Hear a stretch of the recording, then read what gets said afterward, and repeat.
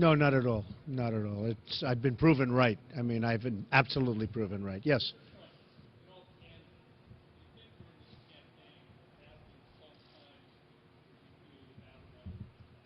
I have what?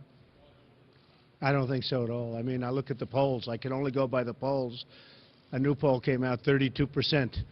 That's the highest for anybody yet. So I can only go by the polls. The people that we're dealing with and whatever's happened, it is what it is. You just look at the results. I guess Iowa just came out a little while ago, and leading in Iowa, leading in New Hampshire, leading in North Carolina, leading in South Carolina, leading in Nevada, leading everywhere. So that's all I can go by. Excuse me? Oh, that's the best question. China. China. I think you have to do something to rein in China. They devalued their currency today. They're making it absolutely impossible for the United States to compete, and nobody does anything. China has no respect for President Obama whatsoever. Whatsoever. Well, you have to take strong action. How can we compete? They continuously cut their currency. They devalue their currency, and I've been saying this for years. They've been doing it for years. This isn't just starting. This was the largest devaluation they've had in 2 decades. They're making it impossible for our businesses, our companies, to compete. They think we're run by a bunch of idiots, and what's going on with China is unbelievable. The largest devaluation in 2 decades. It's honestly, great question. It's a disgrace. Major. Fantastic. I watched you with President Obama 2 weeks ago. He was not thrilled. I'm sure I'll be more thrilled.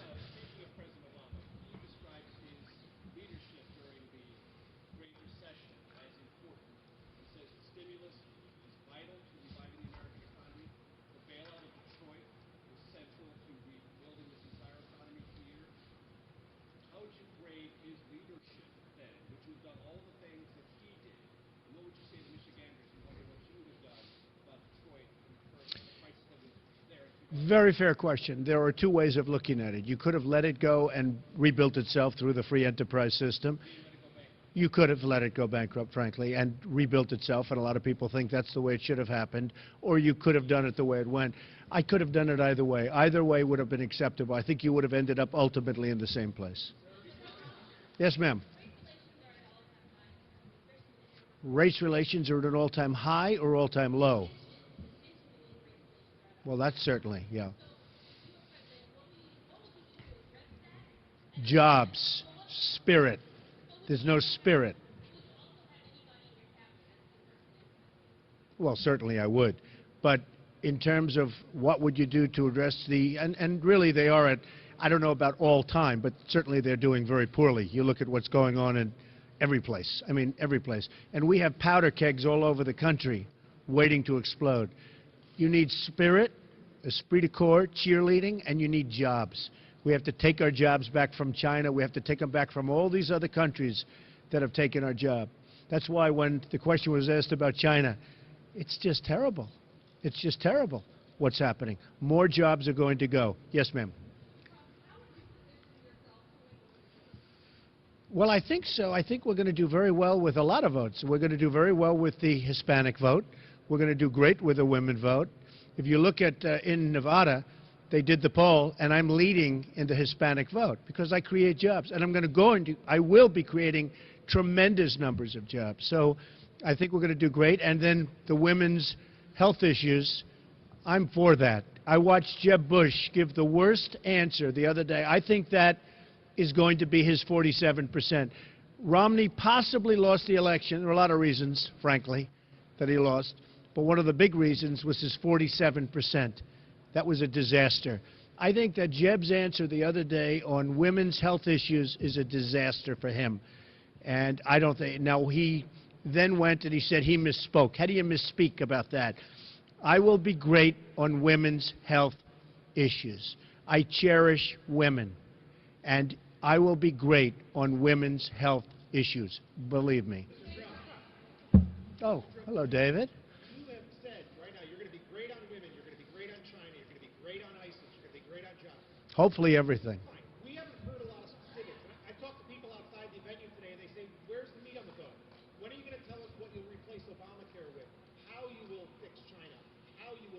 Okay. Well, first of all, and ISIS. You didn't bring up ISIS. What happened? Huh? But where's the plan? I think you're going to see lots of plans, and you're going to see also, and you have to understand, when you're coming up with a plan in business, you have to be flexible. There's got to be flexibility. And I recently bought something, not so recently, but Doral in Miami. Everybody wanted it. If I would have sat down and said, here's a 12-point plan in order to get Doral, I didn't do that. I went in and punched and beat the hell out of people, and I ended up getting it. Everybody wanted it. All of the smart money wanted it. The OPO, the old post office on Pennsylvania Avenue, everybody wanted it. I got it. In the Obama administration, I got it, which is pretty shocking, considering that Pritzker wanted it, which is Hyatt, and lots of other people. I got it.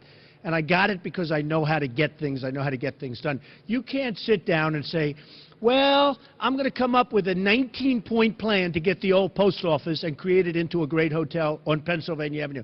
The most sought-after property, I think, in the history of the General Services Administration.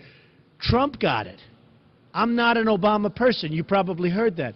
You have to be able to have flexibility. You have to be able to do certain things. Now you're just asking people to trust you. If they send me Well, I think there has to be a trust. Yeah, there actually does have to be a trust. If you don't trust, you're not going to do very well. Major, go ahead.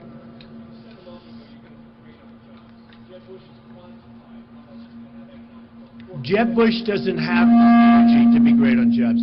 Jeb Bush will not be able to negotiate against China.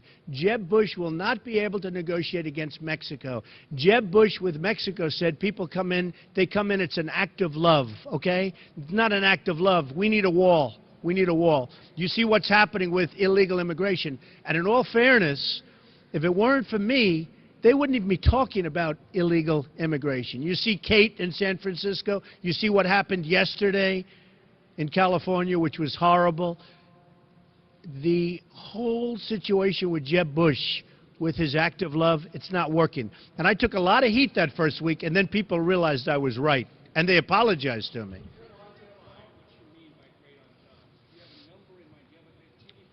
We're going to be announcing over the next 2 weeks numbers and specifics, knowing that what I just said is right. You really have to be flexible on jobs and everything else.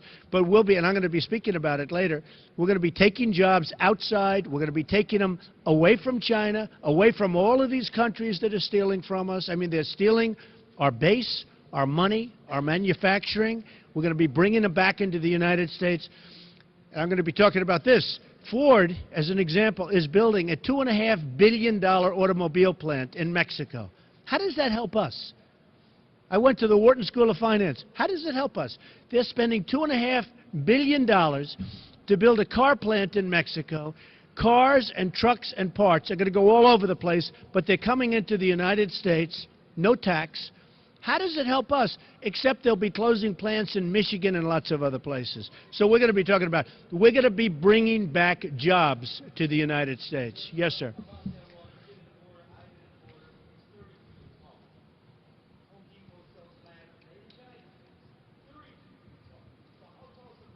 Okay, let me tell you something. 10 years ago, everybody wanted the wall. The Democrats, the Republicans, they couldn't get it. You know one of the reasons they couldn't get it? Environmental impact statements. Did you know that? There were toads. It's the most incredible thing. We're going to get the wall built, and it's going to be built right. And Mexico's going to pay for the wall. Mexico is making a fortune off the United States. Mexico is going to pay for the wall. And they're going to be happy about it. You know what? They're going to be happy about it. Because the cost of the wall is peanuts compared to the kind of money they're making. Mexico is becoming the new China. I have a great love for Mexico. I have love for the Mexican people. I have thousands of Mexico people. Over the years, Mexicans have worked for me, and they are now thousands. They're fantastic people, great spirit. But their politicians and their leaders are much smarter and sharper and more cunning. And I say the word cunning. They're more cunning than our leaders. They will pay for the wall. They'll be happy about it. They will continue to do well, but not as well as they're doing right now. They're taking too many of our jobs.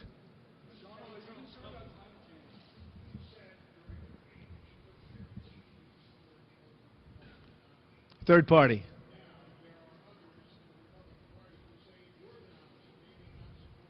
Well, that could happen. I mean, that could happen. That's their choice. But, when you talk in the debate, it came out on one of the networks today. So there should have been 2 million people watching. You agree? About 2 million. That's been sort of standard, 2 million people. They had 24 million people. And the 24, I think, is going to go to 28 or 29 and maybe even 30 when the final numbers come in. Who do you think they're watching? Jeb Bush? Huh? I don't think so. Okay. I hope not. I mean, I want to run as a Republican. That's what I'm doing. I'm leading in every poll, the local and the national polls, leading and by substantial margins. I hope that I will be the Republican nominee because that's the best way to win. I'm going to keep the door open on the other if I'm not treated fairly, and the word is fairly. It doesn't mean well, it means fairly. If I'm not treated fairly, we'll see what happens. Fairly means fairly. I want to be treated fairly. I want the establishment. Look, I was part of the establishment. Let me explain. I was the establishment 2 months ago. I was like the fair-haired boy. I was a giver, a big giver. Once I decided to run, all of a sudden I'm sort of semi-anti-establishment. Now, leading in all the polls, they're treating me very well. I mean, I'm being treated very well. Reince Priebus has been terrific. His people have been terrific. They're dealing with my people. They're dealing with Corey. We have a great relationship. I want to run as a Republican. I don't want to run a third party or as an independent. I want to run as a Republican. As long as I'm treated fairly, that's going to be the case. And fairly is an instinct. It's an instinct. I know what fair is. You know what fair is. I know what it is. Yeah, I know what fair is. And I think that's happening. And by the way, win, lose, or draw, I'm not just saying I have to win. Now, I guarantee you this. If I win the Republican nomination, I guarantee you, all sitting there, I will not run a third-party candidate. Do you agree? Okay. One more question. Yes, sir. Yes, sir. I would never give up my microphone. I thought that was disgusting. That showed such weakness. The way he was taken away by 2 young women, the microphone, they just took the whole place over.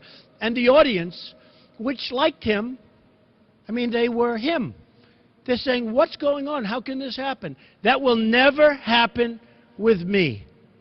I don't know if I'll do the fighting myself or if other people will. But that was a disgrace. The way they took, I felt badly for him. But it showed that he's weak. You know what? He's getting the biggest crowds, and I'm getting the biggest crowds. We're the two getting the crowds. But believe me, that's not going to happen to Trump. Yes. I agree. Did you hear what he said? You could win it. You're way out in front. I agree. Yeah.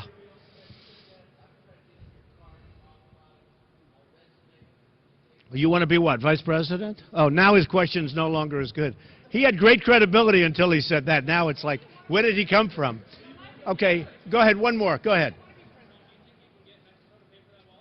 100%. Mark it down.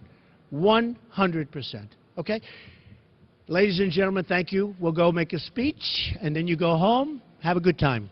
Okay? Thank you. Thank you all very much.